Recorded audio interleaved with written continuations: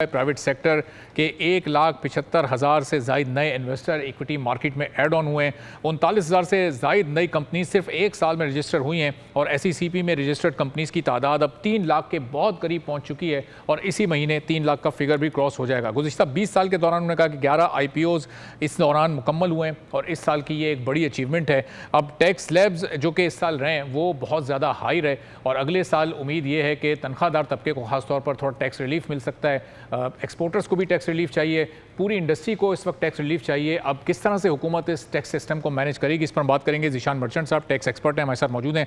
ज़ीशान साहब, बहुत शुक्रिया आपने ट्रांसमिशन के लिए वक्त निकाला। अब ये जो पिछले एक साल की अचीवमेंट हैं, जो टैक्स का सिस्टम उसमें रहा, हमने कोई खास रिफॉर्म तो ऐसी होती नहीं देखी। एक एम्बिशियस टारगेट 15 खरब से ज़ायद का, ये कैसे उसके करीब पहुँच सकेंगे जबकि रिलीफ भी देना है ऑलमोस्ट हर सेक्टर को ही?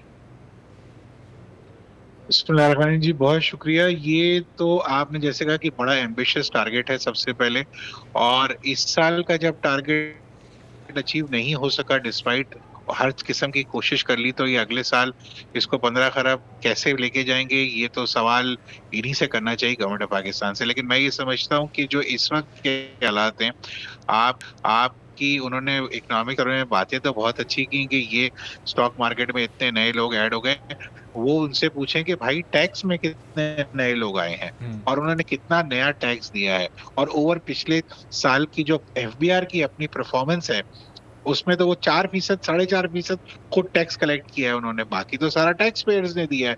तो उसका कौन जवाब देगा? FBR अगर इतने सारे लोगों के महकमा है जिस, और उसमें फिर भी अगर वो सिर्फ 4.5% टैक्स कलेक्ट कर रहा है और बाकी सारा टैक्स पेयर खुद देख रहे हैं, तो ये बहुत बड़ा क्वेश्चन मार्क है। टारगेट्स तो एम्बिशियस हैं 15 खरब का, लेकिन टैक्स रेट भी कम करने की बात कर रहे हैं, तो इसका मतलब है कहीं ना कहीं मजीद टैक्सेस लगाए जाएंगे। अब सवाल ये पैदा होता है कि नए टैक्सेस जो हैं नए टैक्स पेयर्स के ऊपर लगेंगे या जो जिनका पहले ही जूस निकाला जा चुका है उनके ऊपर मजीद टैक्स लगाएंगे। ये बहुत सारे सवालात हैं। तो ठीक है जी, स्टॉक मार्केट ने बहुत अच्छा परफॉर्म किया, नए उसमें लोग भी आए इन्वेस्टर, लेकिन ये इकोनॉमी को डिपिक्ट नहीं करते कि इकोनॉमी आपकी अच्छी चल रही है। अगर आप एक आम आदमी से पूछें तो अगर क्या उसकी जिंदगी बेहतर हुई है, तो ये सारी बातें बहुत अच्छी हैं। लेकिन एक आम आदमी, एक तनख्वाहदार आदमी, अगर उसकी जिंदगी मुश्किल हुई है, तो इसका मतलब है कि जो भी सारी बातें उससे मुझे और आपको और एक आम आदमी को कोई फर्क नहीं पड़ता। तो ये वो चीजें हैं कि जिसके ऊपर बड़ा गौर करने की जरूरत है इस वक्त। ठीक है, ज़ीशान साहब कह रहे हैं कि क्लाइमेट चेंज हुआ, उसकी वजह से मईशत ज़बूहाली का शिकार हुई है, इसके अलावा अंदरूनी बैरूनी चैलेंजेस हैं। मतलब सारी चीज़ों से तो हाथ उठा लिए उन्होंने। वो तो सिर्फ यही कहते हुए नजर आ रहे हैं कि पाकिस्तान में चैलेंजेस इतने ज़्यादा मौजूद हैं जिसकी बिना पर हम आवाम को रिलीफ दे ही नहीं पा रहे हैं। तो फिर रिलीफ देना काम किसका है? देखिए, बात ये है कि 2 साल से इनकी गवर्नमेंट है एक्चुअली, और उससे पिछले 2 साल ये केयर टेकर सेटअप में थे। तो 4 साल का टाइम पीरियड एक काफी अच्छा टाइम पीरियड होता है कि जिसमें चीजों को सेट किया जा सकता था। अभी भी मैं ये समझता हूँ कि कल अगर आने वाले बजट में ये प्रोएक्टिवली चीजों को लेकर जाएं, तो मैं समझता हूँ चीजें बेहतर हो सकती हैं। हमने पिछले कई सालों में जो है वो टैक्स रेट्स को बढ़ाकर देख लिया, हमारे टारगेट्स अचीव नहीं हुए। तो इस दफा टैक्स रेट्स को कम करके देख लें, हो सकता है लोग वॉलंटरी कंप्लायंस बढ़ा लें। आप ये देखें, एक तनख्वाहदार तबका इस वक्त तकरीबन 39% टैक्स मैक्सिमम दे रहा है। एक इंडिविजुअल और बिजनेसमैन इस वक्त जो है 50% के करीब टैक्स दे रहा है। अगर वो सिर्फ महीने का 9 लाख रुपए और साल का 1 करोड़ रुपए अगर कमा रहा है, तो ये बहुत ज्यादा टैक्स होता है। मैं 50% टैक्स दूं, फिर अपने बच्चों की एजुकेशन भी दूं, फिर मैं हॉस्पिटल का खर्चा भी करूं, फिर मुझे पानी भी खरीदना है कराची जैसे शहर में, क्योंकि पानी के बगैर मैं रह नहीं पाता, और मुझे फिर सिक्योरिटी भी देखनी है कि दिन दिहाड़े वरना चीजें चोरी हो रही है। हमने अभी देखा कि कराची का एक इंडेक्स अभी निकला था सर्वे कि कितने हजारों मोबाइल चोरी हो गए अभी तक, एक 5-6 महीने में, 5 महीने में। तो ये सारी चीजें तो मुझे खुद ही करनी है ना। जी, तो मेरे ये लिए पिछले साल का ये जो 11 महीने का जो अभी शॉर्टफॉल है 864 अरब का, अब ये सामने रखते हुए अगर हम अपने नेट को ब्रॉडन भी कर लें, एग्रीकल्चर सेक्टर भी आ जाए, रिटेल सेक्टर भी आ जाए, तो कैपेसिटी इन 2 सेक्टर्स में कितनी है इस टैक्स नेट के थ्रू कलेक्शन को बढ़ाने की? ये तो हम रिटेल सेक्टर से भी मैक्सिमम 200 अरब का ही टैक्स जमा कर सकेंगे, शॉर्टफॉल तो हमारा फिर भी बरकरार रहेगा और हम 16-17% का इजाफा भी कर चुके हैं अपने टारगेट में। देखिए अगले साल 290 अरब रुपए, हमें 290 अरब रुपए जो है वो ज्यादा करना है, हमारा जो टारगेट है। तो ये रिटेल सेक्टर में इतना पोटेंशियल है आपका कि अगर रिटेल सेक्टर को आप प्रॉपरली उनके साथ कंसल्टेशन कर कर उन्हें अगर आप टैक्स सिस्टम में इनवाइट करते हैं, तो मैं नहीं समझता कि कोई वजह नहीं है कि आपका जो अगले साल का टैक्स टारगेट है उसके आप करीब करीब पहुंच जाए। एक रिटेल सेक्टर पाकिस्तान का इस वक्त जो है वो दुनिया के 12 बड़े सेक्टर्स में से एक है। यानी पाकिस्तान की जो अपनी पॉपुलेशन है 250 मिलियन की, यानी 25 करोड़ लोग हैं, तो आपका समझे 40 लाख ठीक है, रिटेलर तो एफबीआर खुद क्लेम बहुत करता है कि शुक्रिया अगर वो ज़ीशान सिस्टम साहब, में आ पॉइंट जाए आपका आ गया तो बड़ी आपकी तफसील से। चीजें बढ़ जाएंगी। अशफाक तोला साहब हमारे साथ इस वक्त मौजूद हैं, तोला एसोसिएट्स के चेयरमैन हैं और टैक्स एक्सपर्ट भी हैं। अशफाक साहब बहुत शुक्रिया ट्रांसमिशन के लिए, आपने वक्त निकाला। अब ये इकनॉमिक सर्वे में जो एक साल की अचीवमेंट्स हैं, प्राइवेट सेक्टर की कंपनीज़ का रजिस्टर होना, स्टॉक मार्केट ऊपर जाना, इसका ज़रा एक कनेक्शन अगर हम बनाएं एक आम आदमी से जो एक टैक्स की चक्की में पिस रहा है, वो डायरेक्ट हो या इनडायरेक्ट टैक्सेस हों, तो ये वाकई एक अचीवमेंट रही है पिछले एक साल में, या हुकूमत थोड़ी सी आपको कहीं कहीं नाकाम होती नज़र आ रही है? बिस्मिल्लाहिर्रहमानिर्रहीम।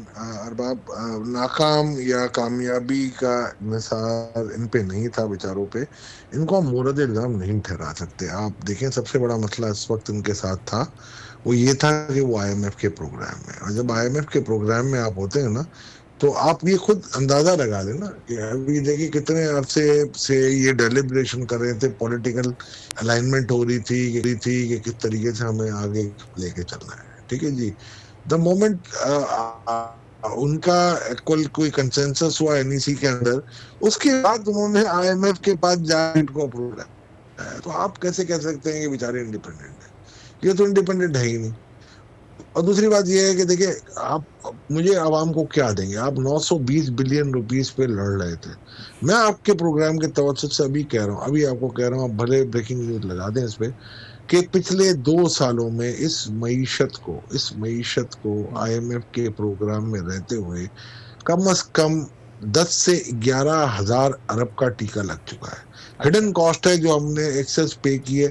हम इस वक्त लड़ रहे हैं कि भाई 920 बिलियन कौन देगा, हमारी ऑल इंपॉर्टेंट डिफेंस के लिए 1700 अरब कौन देगा, बेनजीर इनकम सपोर्ट प्रोग्राम कौन फंड करेगा। वो भाई जो कॉस्ट आप पे पूरी हेडलाइन देखने एक्सपेंडिचर की, तो सबसे बड़ा एक्सपेंडिचर कौन सा है? आपका सबसे बड़ा एक्सपेंडिचर इस वक्त जो है वो आपका डेट सर्विसिंग है। आपने 6 से 7% एवरेज आपने पॉलिसी रेट ज्यादा दिया है कंपेयर टू योर इन्फ्लेशन। तो आप मुझे बताइए, वो इकोनॉमी में तो जान ही नहीं रहेगी तो कहां से सरवाइव करेगी?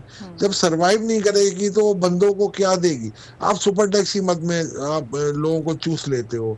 आपने कुछ नहीं किया। ये भी ताजिर दोस्त स्कीम भी आप लाए हो, ये भी मेरा ख्याल है जो खद्दो खाल मैं देख रहा हूँ, मुझे कोई कामयाबी की तरफ गामजन नजर नहीं आ रही।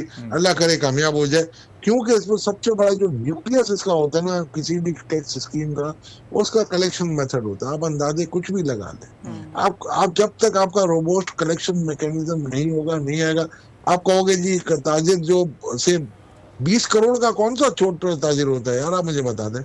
छोटा ताजिर तो हमने पहले तय किया था 3 करोड़ रुपए वाला।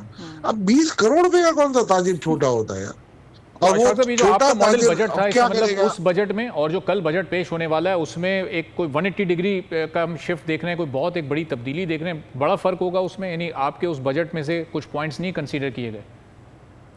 नहीं, मुझे तो कोई फर्क नहीं होगा, आवाम के लिए दे रहा हूँ एक चीज की। आईएमएफ की आप जो है ना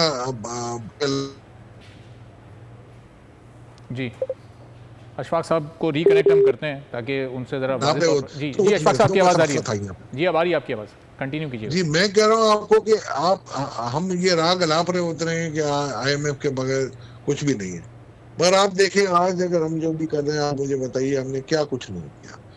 मैं मादर और कमिटमेंट्स हैं मेरे, तो मैं इंशाल्लाह फिर आपसे तफसील चलें बिल्कुल अशफाक साहब, बहुत शुक्रिया आपका। अशफाक तोला साहब हमारे साथ मौजूद थे, और जाहिर है अब इतने जो अचीवमेंट्स नहीं कि पिछले एक साल में, और जहाँ शॉर्टफॉल्स रह गए, उन पर आज हैरानकुन तौर पर इकनॉमिक सर्वे में कोई तफसीली बात हमें होती दिखाई नहीं दी, बल्कि जो पॉजिटिव्स थे इस एक साल के वो ज़रूर यहाँ पर वज़ीर ख़जाना की जानिब से बताए गए, लेकिन ज़ाहिर है उससे एक आम आदमी इस वक्त डायरेक्टली कनेक्टेड नहीं है। स्टॉक मार्केट ने ज़रूर ग्रो किया है, लेकिन हर शख्स ने वहाँ पर इन्वेस्टमेंट नहीं की हुई। हमारी मईशत के एक बहुत छोटे से हिस्से को स्टॉक मार्केट रिप्रेजेंट करती है, क्योंकि उसमें अब पिछले एक साल के दौरान 2.25 लाख नए इन्वेस्टर ज़रूर आए, लेकिन अभी भी ये शरह बहुत स्लो है और बहुत आहिस्तगी के साथ लोग इस जानिब पर आ रहे हैं। अब 39,000 से ज़ायद जायद नई कंपनीज रजिस्टर हुई हैं, लेकिन यहाँ पर फिर वही बात है कि रजिस्ट्रेशन एक रूटीन का अमल है। सिर्फ अपने आप को रेगुलेटेड कर लेना ही काफ़ी नहीं है, बल्कि इकॉनमी में आपका एक मेजर जो एक्टिविटी जनरेशन में रोल होना चाहिए।